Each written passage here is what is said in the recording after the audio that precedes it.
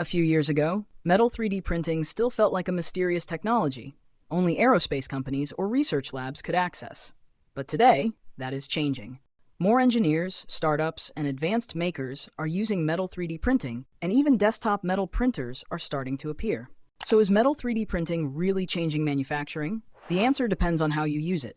Metal 3D printing is not here to replace CNC machining, casting, or injection molding. It is a specialized tool for producing geometries that traditional manufacturing struggles to make efficiently. In this video, we'll break down how metal 3D printing works, where it excels and falls short, the 3 key processes engineers use, and how to design parts that print successfully. What is metal 3D printing? Metal 3D printing, also called metal additive manufacturing, creates parts layer by layer directly from CAD data. Unlike CNC machining, which removes material from a solid block, additive manufacturing only places material where it is needed. Most metal systems work with metal powder or wire. In processes like laser powder bed fusion, the machine is essentially performing thousands of tiny welding operations. That means heat control becomes critical. Expansion, shrinkage, residual stress, support structures, and cooling rates all affect the final part quality. This is why metal 3D printing can produce incredible parts, but also why it requires much more engineering control than standard plastic printing. Why it can change manufacturing. The biggest advantage of metal 3D printing is design freedom. In traditional manufacturing, complexity usually increases cost. Deep pockets, internal channels, undercuts, and organic shapes often require additional tooling, setups, or multiple assemblies. With metal 3D printing, complex geometry can often be produced in the same build as a simple part. This changes the engineering mindset. Instead of asking, how do we machine this? Engineers can ask, what geometry performs best? That enables topology optimization, lightweight structures, part consolidation, and conformal cooling channels that are impossible to machine conventionally. For example, a rocket engine assembly that once required many welded components can sometimes be redesigned as a single printed part. Medical implants can use porous surfaces that help bone growth. But metal 3D printing also has major limitations. One of the biggest is that it lacks economies of scale. In molding or casting, the high tooling cost is spread across thousands of parts, so the cost per unit drops significantly at high volume. Metal 3D printing works differently. The print time, machine usage, and material consumption for each part remain relatively constant. Whether you print 5 parts or 500 parts, the unit cost does not decrease dramatically. That makes metal 3D printing excellent for prototypes, complex low-volume components, and specialized industries, but usually inefficient for large-scale mass production.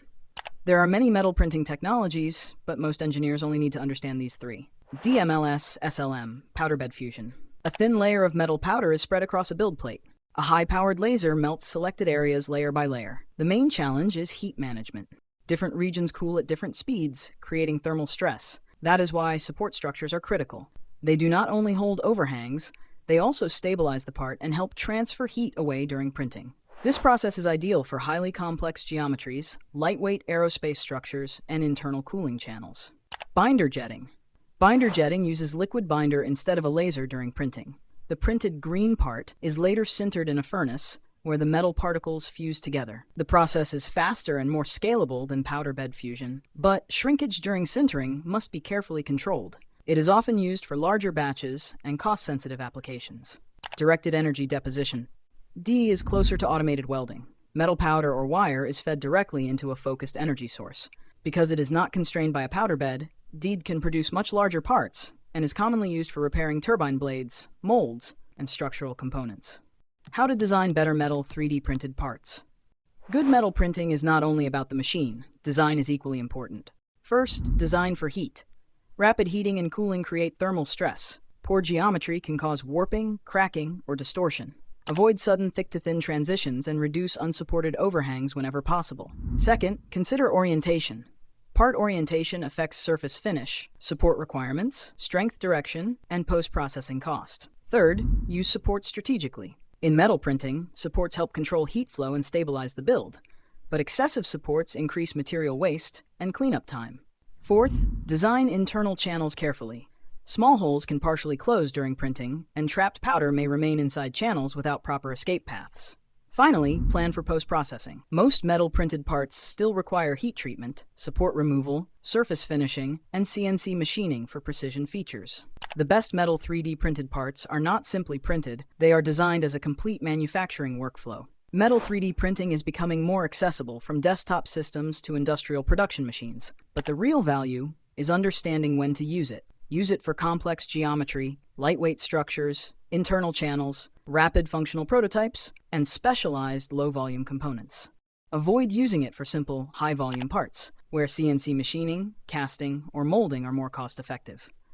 If you are unsure whether your part should be CNC machined, cast, or metal 3D printed, Rapid Direct can help.